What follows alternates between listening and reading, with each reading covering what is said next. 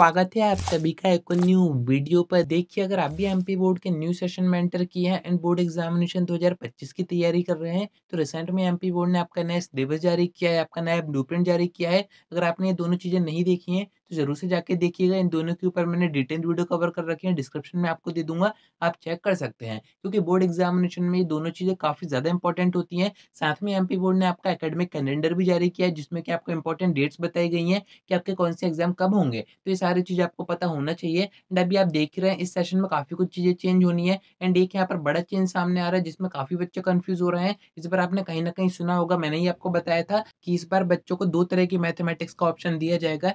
या तो वो बेसिक मैथमेटिक्स चूज़ कर सकते हैं या फिर वो स्टैंडर्ड मैथमेटिक्स चूज़ कर सकते हैं। अब इन दोनों में क्या डिफरेंस होता है एंड इस चेंज से आपको क्या बेनिफिट हो सकता है, क्या आपको नुकसान हो सकते हैं, वही सब मैं आपको इस वीडियो में बताऊँगा। तो एंड तक बने रहिए। नए तो सब्सक्राइब के साथ-साथ नोटिफ़िकेशन आइकन ज़रूर से ऑन करके रखिएगा। ऐसी इन्फॉर्मेटिव वीडियोज़ मैं आपको आगे देता रहूँगा। अब देखिए, अगर आप स्टार्टिंग से एमपी बोर्ड से पढ़ाई कर रहे हैं, तो आपको अभी तक एक ही मैथमेटिक्स के बारे में पता होगा, जो कि आपको पढ़ाई जाती है। अगर आपको मैथ्स पसंद है, तब भी आपको वही पढ़नी पड़ती है एंड अगर आपको मैथ्स पसंद नहीं है, तब भी आपको वही पढ़नी पड़ती है। यानी कि आपकी एक ही कॉमन बुक होती है, जो कि एनसीईआरटी होती है, उसको कहा जाता है स्टैंडर्ड मैथ्स। पर अब से एमपी बोर्ड क्या कर रहा है, अब से आपको ऑप्शन दिए जाएँगे। अगर आपको मैथमेटिक्स पसंद नहीं है, आपका इंटरेस्ट नहीं है उसमें, तो आप बेसिक मैथ्स भी चूज़ कर सकते हैं, वो थोड़ी-सी ईज़ी पड़ती है। एंड अगर आपको मैथ्स में ही जाना है आगे, मैथ्स में आपका इंटरेस्ट है, तो आपको ऐसे में स्टैंडर्ड मैथ्स चूज़ करनी रहती है। अब इसकी क्या कंडीशन है, कब आपको चूज़ करनी होती है, वही सब मैं आपको बताता हूँ। क्योंकि यहाँ पर काफ़ी बच्चों को कन्फ्यूज़न आ रहा है, काफ़ी सारे डाउट्स आ रहे हैं, कमेंट्स आ रहे हैं, बच्चे पूछ रहे हैं कि इस बार एमपी बोर्ड ने क्या कर दिया है। तो देखिए, एमपी बोर्ड का जब भी न्यू सेशन स्टार्ट होता है, तो काफ़ी सारी चीज़ें उसमें चेंज होती हैं।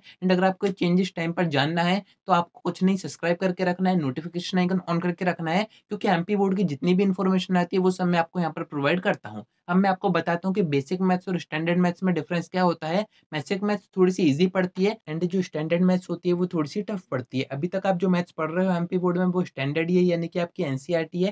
सभी बच्चों को एनसीईआरटी पढ़नी पड़ती है, जिनका इंटरेस्ट है वो भी एनसीईआरटी पढ़ते हैं, जिनका नहीं है वो भी एनसीईआरटी पढ़ते हैं। मजबूरी में पढ़ो या फिर कैसे भी पढ़ो, अभी तक आपके पास कोई भी ऑप्शन नहीं होता था। पर इस सेशन से एमपी बोर्ड आपको ऑप्शन दे रहा है, आप चूज़ कर सकते हो, आपको बेसिक चूज़ करनी है या फिर आपको स्टैंडर्ड चूज़ करनी है। ये आपको कब चूज़ करना रहेगा, तो जैसे ही आप 9th में आते हो, आपका जो नामांकन होता है, उसमें आप चूज़ कर सकते हो कि आपको बेसिक के साथ जाना है या फिर आपको स्टैंडर्ड के साथ जाना है। दोनों के मैं आपको नुकसान और फ़ायदे बता देता हूँ। फर्स्ट में आपको बेनिफिट बता देता हूँ, क्योंकि ये अपडेट आई थी, इसको देखने के बाद काफ़ी बच्चों के कमेंट्स आ रहे थे, डाउट्स आ रहे थे, पूछ रहे थे कि इन दोनों में क्या डिफरेंस होता है। तो देखिए, बेनिफिट ये है कि अगर आपको मैथ्स पसंद नहीं है, आपका मैथ्स में इंटरेस्ट नहीं है, तो आप बेसिक के साथ जा सकते हैं। 10th में यानी कि 9th में आप बेसिक चूज़ करेंगे, तो वही आपको 10th में पढ़नी रहेगी। एंड 10th के बाद अगर आपको मैथ्स स्ट्रीम नहीं चाहिए, आपको बायो के साथ जाना है, आपको कॉमर्स के किसी सब्जेक्ट के साथ जाना है या फिर आपको आर्ट्स में जाना है, एग्री में जाना है, तो ऐसे में मैथ्स का तो कोई काम ज़्यादा होता नहीं है, तो ऐसे में आप बेसिक के साथ जा सकते हैं। यानी कि आपको उतनी ज़्यादा हाई मैथमेटिक्स नहीं पढ़नी पड़ेगी 10th में और 9th में। तो यहाँ पर आपको ये चीज़ समझ में आ गई होगी, ये हो गया बेनिफिट।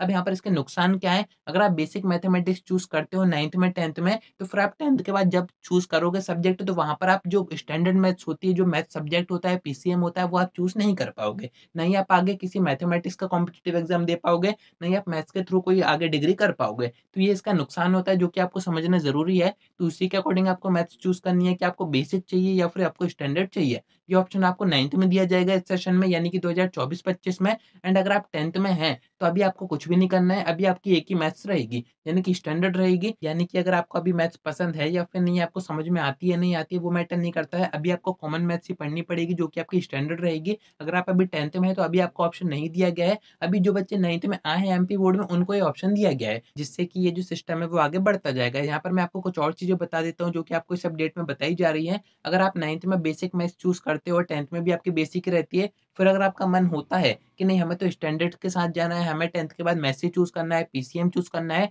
तो ऐसे में भी आपके पास एक ऑप्शन रहेगा। आप बेसिक मैथ्स का एग्ज़ाम तो दोगे ही 10th में, उसके साथ-साथ आप स्टैंडर्ड मैथ्स का सप्लीमेंट्री एग्ज़ाम भी दे सकते हो। वो चीज़ आपको यहाँ पर बताई जा रही है। यानी कि आपका ऐसा नहीं है कि अगर आपने बेसिक चूज़ करी, तो आपको फिर हमेशा बेसिक के साथ ही जाना रहेगा। आप स्टैंडर्ड की तरफ भी जा सकते हो, बस आपको एक एडिशनल एग्ज़ाम यानी कि सप्लीमेंट्री एग्ज़ाम देना पड़ेगा स्टैंडर्ड मैथ्स का। उसमें अगर आप पास होते हो, तो फिर आप आगे मैथ्स चूज़ कर सकते हो, कहीं पर कोई परेशानी नहीं आएगी। तो उम्मीद है कि आपको ये बातें समझ में आ गई होंगी। आज की वीडियो में इतना ही। एंड अगर आप ये जानना चाह रहे हैं कि बेसिक मैथ्स में कौन-कौन से चैप्टर आते हैं, स्टैंडर्ड मैथ्स में कौन-कौन से चैप्टर आते हैं, तो इनके ऊपर मैं आपको डिटेल वीडियो कवर कर दूँगा। कमेंट करके ज़रूर से बताइएगा। कुछ और आपको पूछना हो, तो आप मुझसे इंस्टा पर डीएम करके बात भी कर सकते हैं।